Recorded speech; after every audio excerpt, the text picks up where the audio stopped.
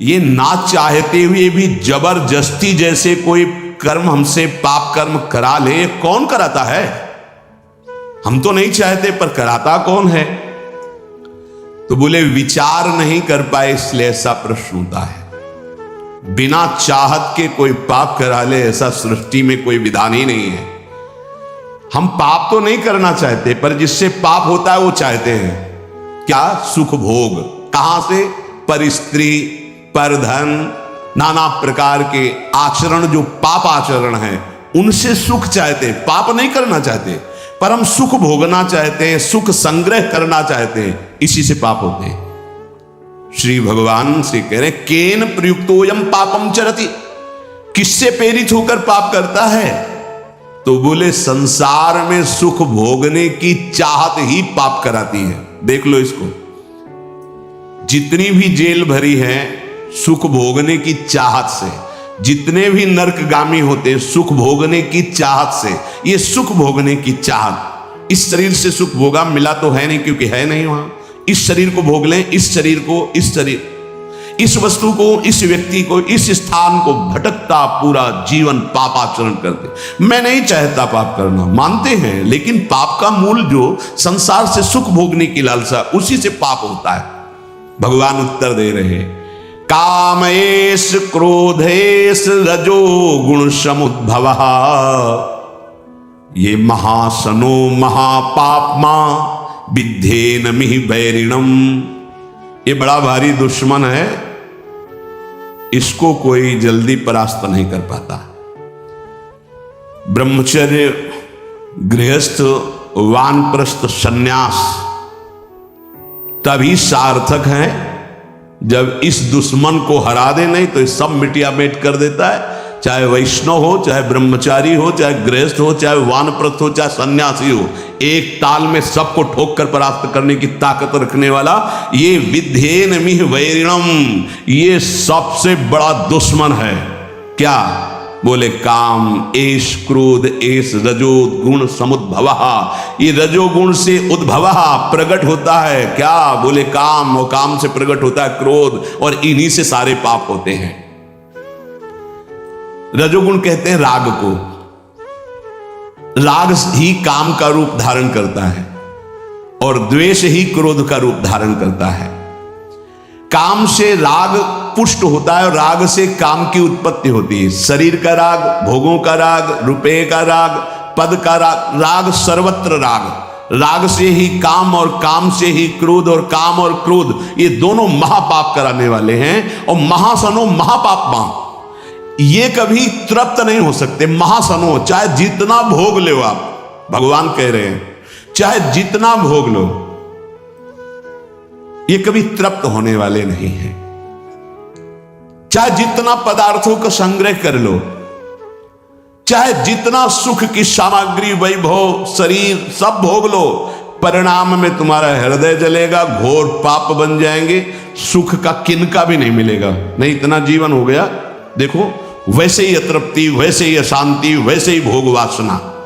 कामेश क्रोधेश, उत्पत्ति विनाशशील जड़ पदार्थों के संग्रह की इच्छा और प्रकृति रचित शरीरों के भोगने में सुख की इच्छा, यही काम है, यही काम। ये पाप कर्म का मूल है। महापाप माय, महान पापी, महान पाप कराने वाला, महाशनो, कभी तृप्त ना होने वाला, काम के वशीभूत होकर के, जब उसमें बाधा पड़ती तो क्रोध के वशीभूत होकर के ये महान पाप बनते हैं। कभी दोनों से अलग अलग, कभी दोनों साथ मिलकर जीव को नष्ट किए हुए हैं पाप कर्म कराने में। 100-200 रुपया के लेन देन में झगड़ा हो गया, मार डाला। थोड़ी इंच 2 इंच जमीन के बंटवारे में मार डाला। क्रोध, कामना, वासना, उत्पत्ति विनाशशील पदार्थों के भोगने से कभी तृप्ति नहीं हो सकती। इसमें बहुत सुंदर वर्णन किया कि आप नाचेन्द्रियाणाम भोगाभ्यासेन वै तृष्णम कर्तुम शक्यम कस्मात्। ये तो भोगाभ्यासान मनु विवर्धन्ते रागाः कौशलम चेन्द्रियाणाम तस्मादनुपायः सुखस्य भोगाभ्यासा सा खलवयम वृश्चिक विषभीत इवासी विषेण दष्टो यह सुखार्थी विषयानुवासितो महति दुख पंके निमग्नो इति। जब मनुष्य के हृदय में भोग वासना जागृत होती है तो वो प्रथम नहीं होती, बहुत जन्मों की वो है, अभ्यास उसका है। भोगाभ्यास के स्कूल कहीं नहीं है, शिक्षण प्रशिक्षण इसका नहीं होता। भोगाभ्यास पूर्व से, जैसे रसेंद्री का भोग, तो बच्चा पैदा हुआ, किसी ने शिक्षा नहीं दी, मां का वक्षा स्थल स्तन लगाया गया, पीना शुरू कर दिया, दूध की बोतल लगाई गई, किसने सिखाया है? भोगाभ्यास उसका पूर्व से दृढ़ है, वो शरीर नया पाया है लेकिन पुराना है, वो पुरातन है, वो जीव भगवान का अंश सनातन। अब जैसे जैसे यौवन अवस्था का उन्मेष होता है, सब भोग भोगने की प्रबल कामना जागृत होती है। अगर उपासक ये बात समझ ले, बहुत जल्दी विश्राम मिल जाए जो यहां समझाना चाहते। कह रहे हैं कि नाचेन्द्रियाणाम भोगाभ्यासेन वै तृष्णम कर्तुम शक्यम। हमारे अंदर जो एक इच्छा जागृत होती है कि मैं भोग लूं तो शांति मिल जाएगी, सबके अंदर है। जिस जिस भोग को मन सामने रखता है, लगता है पैसा देके जबरदस्ती कुछ भी हो इसको मैं भोग लूं तो मैं सुखी हो जाऊंगा, शांत हो जाऊंगा, तृप्त हो जाऊंगा। या कह रहे गलत सलाह दे रही, बुद्धि भ्रष्ट है इसलिए गलत सलाह दे रही। नाचेन्द्रियाणाम भोगाभ्यासेन वै तृष्णम कर्तुम शक्यम। ये इंद्रियों का भोग कभी तुम्हारी तृष्णा को शांति प्रदान कर ही नहीं सकता। अगर धर्म पूर्वक काम का भोग किया जाए तो वैराग्य दृढ़ हो जाएगा। इसीलिए धर्म की मर्यादा के अंतर्गत भोग को, काम को भगवान ने अपना स्वरूप कहा है विभूतियों में। धर्म पूर्वक काम का सेवन सृष्टि संचालन के लिए धर्म पूर्वक शास्त्र मर्यादा के अनुसार। ये जो आज चल रहा है ना, ये पहले कभी नहीं था। बड़ी मर्यादा है, जिसका उपहास किया जाता है ना मर्यादाओं का, उन्हीं मर्यादाओं में सुरक्षित थे। पूर्व की मर्यादाओं को, धर्म मर्यादाओं को, शास्त्र मर्यादाओं को आज के बच्चे उपहास करते हैं। ए पुराने जमाने के, ऐसे कह के, ए पुरानी बातों को रखने वाले। नहीं नहीं, आपका जीवन बड़ा नवीन, उत्तम और स्मृतिवान, राष्ट्र सेवक, भगवत भक्त और महान उन्नति के लायक आप हो जाएंगे यदि आप पुरानी बात को समझेंगे। पुरानी माने पुरातन, पुरातन माने सनातन, सनातन माने समस्त शास्त्र सम्मत बात। नवीन नवीन बच्चे नवीन नवीन अवस्था में जब ये अभ्यास, पूर्वाभ्यास भोगों का जागृत होता है तो ये हमको शिक्षा देता है अंदर से गलत। अगर भोग लूं तो शांति मिल जाएगी, भोग लूं तो प्रसन्नता मिल जाएगी, सुख मिल जाएगा। शास्त्र कहता है न चेन्द्रियाणाम भोगाभ्यासेन वै तृष्णम कर्तुम शक्यम। आज आदर्श शास्त्र नहीं रखे जा रहे, आदर्श ब्रह्म ऋषि नहीं है, आज आदर्श विदेशी सिद्धांत है। भोगाभ्यास, विलासिता, मनमानी आचरण। नहीं नहीं भाई, ये गंगा यमुना का परम पावन, भगवद अवतारों से परम पवित्र भारत देश है। यहां धर्म प्रधान और मोक्ष पदवी प्राप्त करना केवल इसी क्षेत्र में है और नहीं है, ध्यान रखना। ये भारत भूमि का विधान केवल है, अन्यत्र तो भोगाभ्यास है, यहां योगाभ्यास है। अंदर अपनी इंद्रियों का दमन करके, मन का दमन करके परमात्मा आनंद में मगन होने वाला ये भूमि यहां की शिक्षा देती है। यहां के ब्रह्म ऋषियों की ये शिक्षा है। ये भ्रम हटा दीजिए, ये महावैरी महापापी कभी ना घाने वाला काम हमारी बुद्धि को भ्रष्ट करके प्रेरणा देता है। इसे भोग लूं, ये सुंदर, इसे भोग लूं, ये वस्तु भोग लूं, ये व्यक्ति भोग लूं। भोग लो, कितनी बार मर चुके हो भोग भोग के, इस बार भी मर जाओगे, कुछ हाथ नहीं लगने वाला। देख लो, अनंत बार भोग चुके, अनंत बार, क्या क्या नहीं बने होंगे, क्या क्या नहीं भोगे होंगे। इसी जन्म में देख लो क्या क्या नहीं भोग रहे हो, क्या क्या नहीं भोग लिया, क्या है आपके पास। शास्त्र की आज्ञा मानोगे तो सुखी, शांत, और महान बन जाओगे। ना चेन्द्रियाणाम भोगाभ्यासेन वै तृष्णम कर्तुम शक्यम, नहीं सामर्थ्य है इंद्रियों की कि तुम्हें भोग में वो शांति प्रदान कर दे, नहीं है। त्यागा शांतिरनंतरम, अधर्म पूर्वक भोगा हुआ भोग तृष्णा को बढ़ाकर नरकगामी बना देता है। अशांत चित्त, घोर दुख में जीवन। क्या समझते हो? तुम्हारा अविनाशी शरीर है, कर लो मनमानी। अभी गांठ दर्द, कमर दर्द, आंखों से दिखना कम, चक्कर आ, न जाने कितनी कमियां पैदा हो जाएंगी। गृहस्थी लायक नहीं रहोगे, संसार की सेवा लायक नहीं रहोगे। करो भोगाभ्यास, करो मनमानी आचरण, तो खुद देख लो तुम्हारा स्वभाव क्या होता है, तुम्हारा प्रभाव क्या होता है उस कर्म का, आगे खुद देख लीजिएगा। अब सावधानी की बात करें। यतो भोगाभ्यास मनु विवर्धन्ते रागाः कौशलम चेन्द्रियाणाम।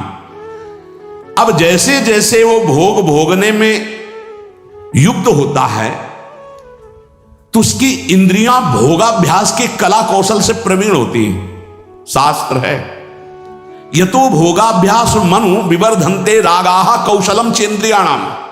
ऐसे भोगा, वैसे भोगेंगे, ऐसे भोगेंगे, ऐसे भोगेंगे, ऐसे सुखी हो जाएंगे। वहां चल के वो भोगा शक्ति, विषया शक्ति उसकी प्रबल होती चली जाती है और अशांति, भोग की चाह प्रबल होती चली जाती है। चला था कि भोग लेंगे तो शांति मिल जाएगी, हो गया उल्टा। तस्माद अनुपाया सुख से भोगाभ्यासा। सुख की खोज चलने वृत्ति आई थी कि चलो भोग भोगेंगे और सुखी हो जाएंगे। कहां? वही तृष्णम कर्तुम शक्यम, तृष्णा बढ़ गई। इसकी सामर्थ्य है भोग की, वो शांति प्रदान कर सके। न जातु कामः कामानाम उपभोगेन शाम्यति, हविषा कृष्ण वर्तमेव भूय एवाभि वर्धते। जो भोगों की लालसा करके भोगों के भोगने में लगा हुआ और सोचता है कि शांति मिल जाएगी, तो ऐसे जैसे अग्नि को सुहाती हुई घी की आहुति दो, कभी वो अग्नि बुझेगी, बढ़ती चली जाएगी। हविषा कृष्ण वर्तमेव भूय एवाभिवर्धते। वो कामाग्नि प्रचंड ज्वाला रूप रख लेगी और भयंकर पाप कराएगी, जो तुम सोच भी नहीं सकते वो तुमसे सोचवाएगी और वो करवाएगी। ये पाप प्रवृत्ति काम के द्वारा। हुआ क्या? बोले सा खलवयम वृश्चिक विष भीतम इवासी विषेण दष्टो यह सुखार्थी विषयानुवासितो महत दुख पंके निमग्न थी। बीछी के डंक के जहर से बचने के लिए विषधर कोबरा के मुख में हाथ डाल दिया। उल्टा हो गया। क्या? हृदय में पहले जलन हुई थी भोग वासना की, तो उसको तो सह नहीं पाया, ये था बीछी के डंक का जहर। और भोग भोगने में उतर गया तो बोले कोबरा के मुख में हाथ डाल दिया, भारी विष धर के, आप तो जहर चढ़ गया। पता नहीं कितने जन्मों में उतरेगा जहर ये भोग वासना का। इसलिए महती दुख पंके निमग्ने, वेश्यानुवासितो महती दुख पंके, महत दुख में फंस गया। पंक माने कीचड़, महत दुख में फंस गया, वो निकलना बड़ा कठिन। ये दलदल है भोग वासना का, इससे निकलना बड़ा कठिन है। गुरु कृपा से निकल चुके हो तो पीछे कदम मत बढ़ाना। तुम्हें दिखाई दे रहा है बड़ा कोमल भूमि, नीचे इतना दलदल है कि निकल नहीं पाओगे। श्री भगवान कह रहे हैं कामना की पूर्ति से लोभ उत्पन्न होता है। जिम प्रति लाभ लोभ अधिकाई। आज ये भोग भोग लिया, बड़े खुशी हो गए, अब ये भोग भोगेंगे, ये भोग भोगेंगे। ये पता नहीं कि ये कर्म इतने बलवान होते जा रहे हैं। जो हमारे कर्म है ये हमें विध्वंस कर देंगे, भोगने लायक नहीं रखेंगे। समय देख लेना, जब समय आएगा दंड देने के लिए। आप लोग देखते हुए भी नहीं देखते हैं, संसार में सब देख रहे हैं फिर भी आप नहीं देखते हैं, अंधे बन रहे हैं, विवेक शून्य है। इसलिए कर्म का क्या दंड मिल रहा है आप देख रहे हैं। गाना बज रहा है, 5 लोग बैठे मस्ती से, नौजवान, गाड़ी एकदम चल रही रफ्तार से, वो शासन बिगड़ गया और एक्सीडेंट हुआ, दरे पे मृत्यु हो गई। क्या है? उनको 1 सेकंड पहले पता नहीं मैं झूम रहा हूं, मेरा आखिरी झूमना होगा, अब अगला जन्म किस योनि में जाएगा पता नहीं। मदिरा की उन्मत्तता, रजोगुण चढ़ा हुआ, तमोगुण की ज्वाला हृदय में जला रही, नष्ट हो गया शरीर। न भगवत चिंतन, न क्या कीमती मनुष्य जीवन का दुरुपयोग। ये कामना की पूर्ति के लिए नाना प्रकार की कुचेष्टाएं पैदा हो जाती हैं। कैसे कैसे नार की गतियां, यही नार की गतियां, कैसी कैसी राक्षसी बुद्धि सवार हो जाती है। एक नादान बच्चा है जिसको अपने हित हित का पता नहीं, ऐसी ऐसी चेष्टाएं मार के फेंक दी। ये राक्षस, तेरे शरीर में एक सुई चुभे तो तुझे इतना कष्ट महसूस होगा, और उसके शरीर को जला दिया, नष्ट कर दिया, काट के फेंक दिया। क्या हुआ? ये महान पाप कराने वाला राक्षस काम उसकी बुद्धि पे सवार है। कामेश क्रोधेश रजोगुण समुद्भवः महासनो महापापमा विद्धेनमि वैरिणम। ये दुश्मन, अंदर से इस दुश्मन को देखो। ये कामना संपूर्ण पापों, संतापों, दुखों और जन्म मरण की जड़ है। ये काम, ये कामना। कामना वाले व्यक्ति को जागृत में सुख मिलना तो दूर रहा, स्वप्न में भी कभी सुख नहीं मिल सकता।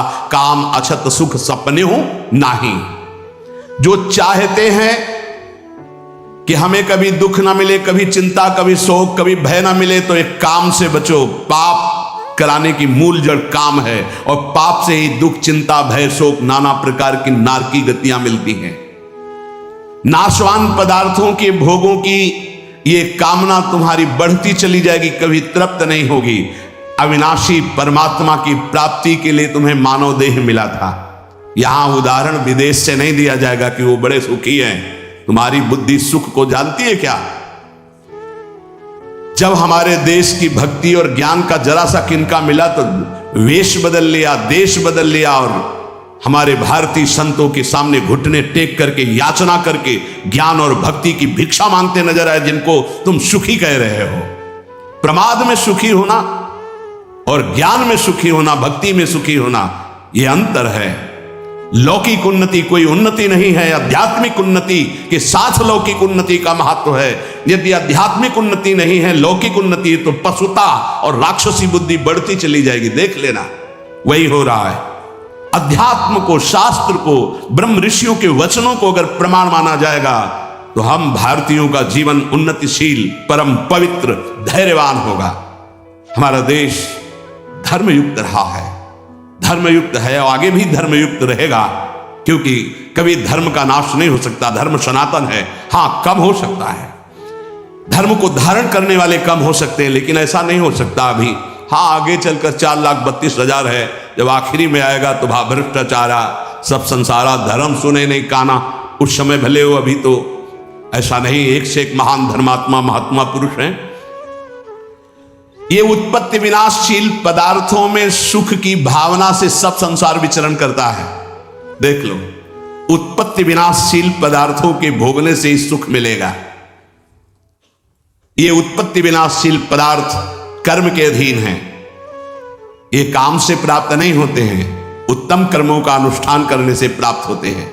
अगर केवल कामना करने से प्राप्त होते तो सब कामना कर रहे हैं, और किसी की आज तक कामना पूर्ति नहीं हुई। 100 रुपए की कामना पूर्ति हुई तो 1000 रुपए की जागृत हुई, 1000 की पूर्ति हुई तो लाख की तत्काल जागृत हो गई, लाख की पूर्ति हुई तो करोड़, करोड़ों की बढ़ता चला जा रहा है। भारत में सबसे धनी तो विश्व का सबसे बड़ा धनी बन जाऊं, ये भोगा वो भोग लूंगा, ये देखा वो देख लूंगा, कामनाओं की बाढ़। इसलिए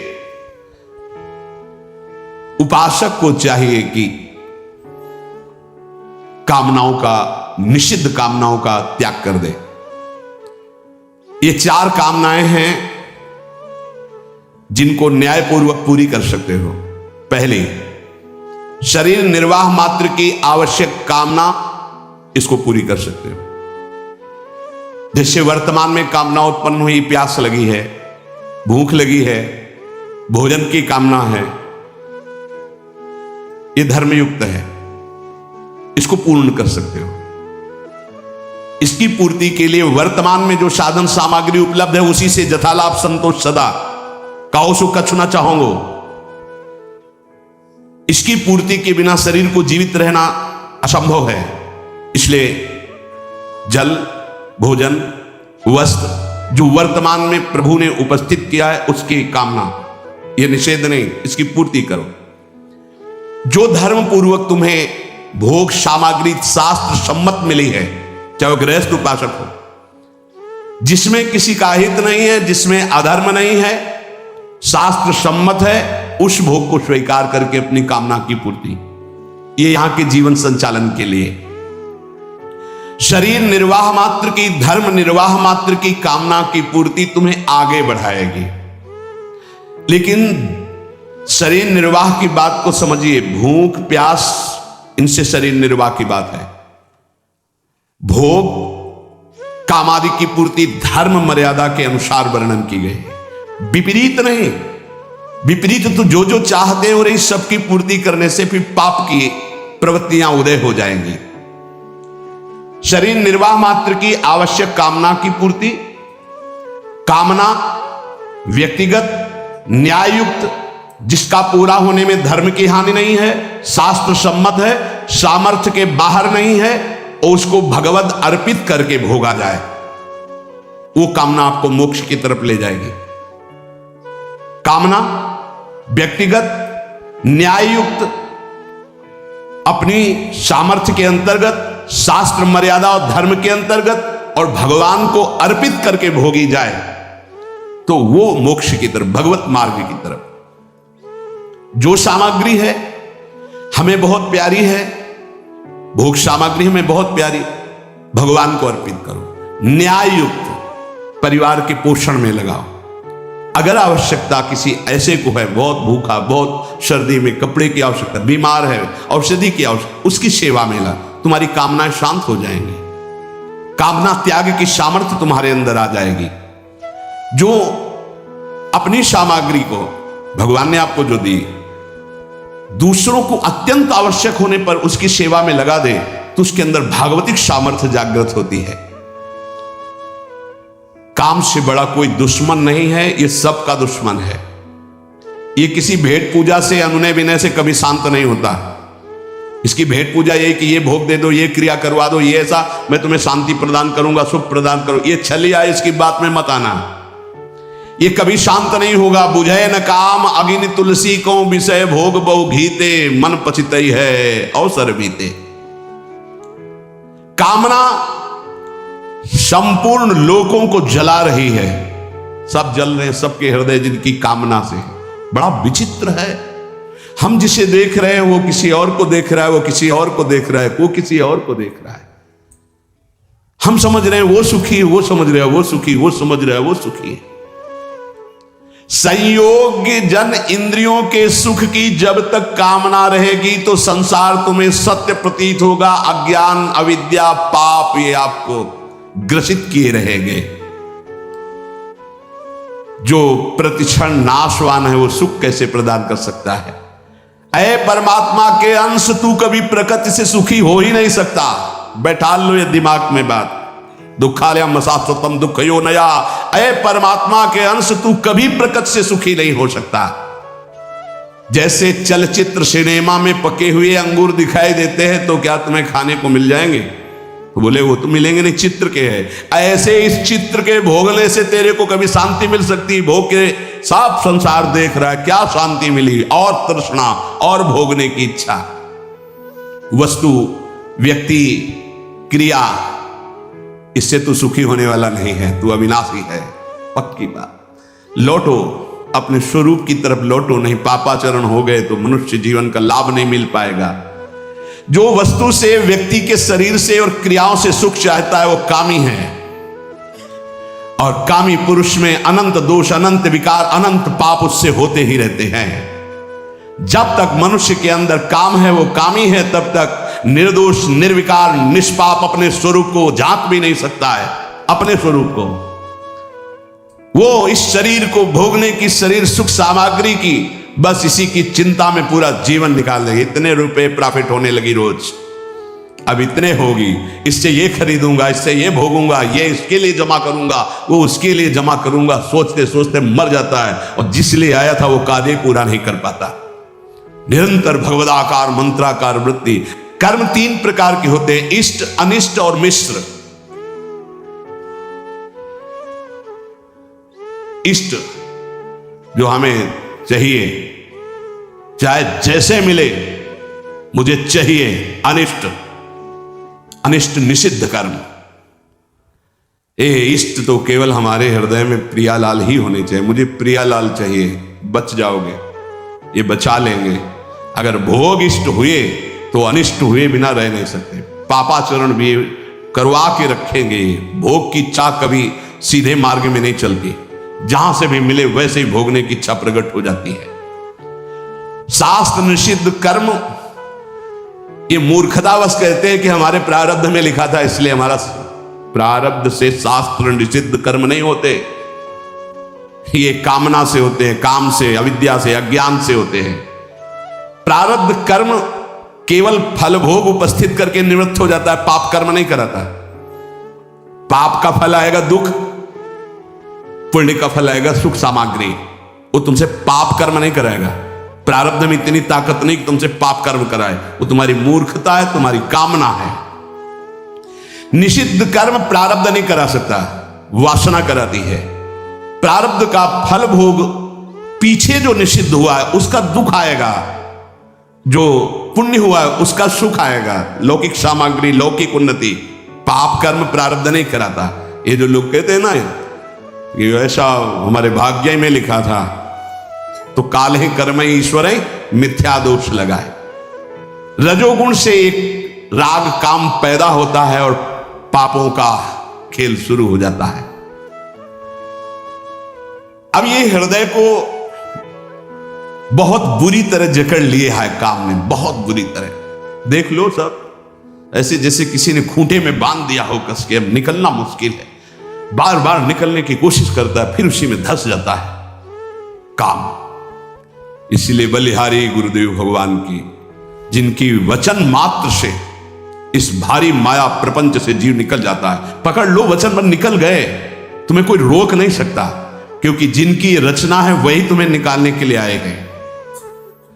ये पाप है, ऐसी जानकारी भी है, कामना भी प्रवृत्त हो गई है, नहीं करना चाहिए ये भी चाहते हैं, फिर भी हो रहा है।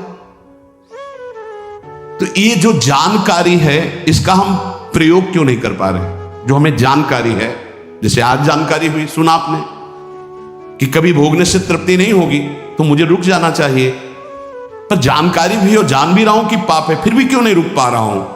तो भगवान आगे वर्णन करते हैं, धूमे नाव्रियते वह्निर यथा दर्शो मलेन च यथोल्बेनामृतो गर्भस् तथा तेने दमावृतम।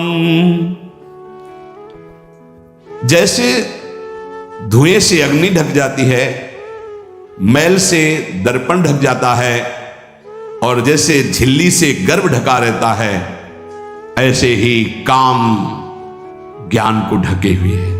तीन बातें कही, धुएं से अग्नि, मैल से दर्पण और जेल से गर्भ जैसे ढका रहता है, ऐसे ये ज्ञान जो आपको प्राप्त हुआ, काम उसको ढक देता है। अगर वो हट जाए तो ज्ञान प्रयोग में आ जाए,